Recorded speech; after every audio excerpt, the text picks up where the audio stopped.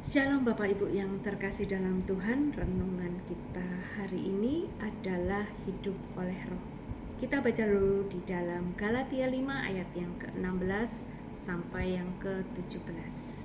Maksudku ialah hiduplah oleh roh, maka kamu tidak akan menuruti keinginan daging, karena keinginan daging berlawanan dengan keinginan roh, dan keinginan roh berlawanan dengan keinginan daging. Karena keduanya bertentangan, sehingga kamu tidak melakukan apa yang kamu kehendaki. Bapak Ibu, setiap hari kita diperhadapkan dengan pilihan hidup. Apakah kita mau hidup oleh keinginan daging atau kita mau hidup berdasarkan roh? Tetapi saat kita sudah diselamatkan, kita sudah menerima kasih karunia, kita sudah diampuni, seharusnya pilihan kita adalah hidup di dalam roh.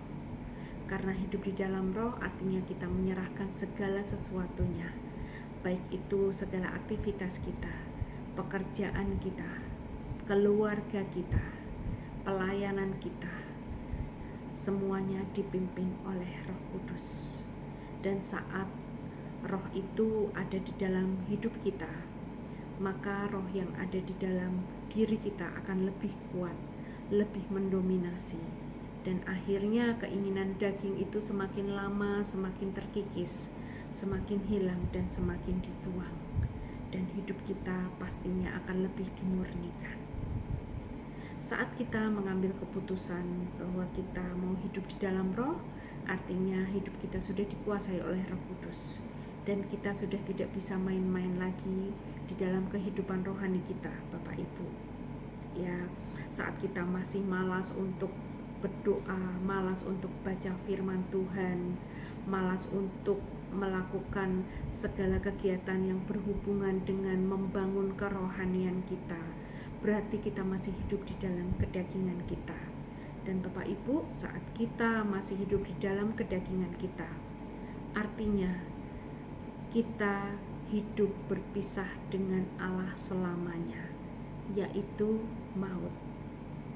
Bapak Ibu, firman Tuhan di atas juga membuat kita untuk mengerti bahwa sebetulnya kita tidak perlu berjuang keras untuk melawan keinginan daging kita.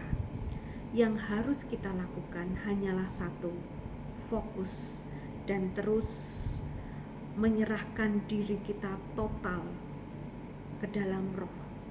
Biarlah hidup kita terus dipimpin oleh Roh Kudus.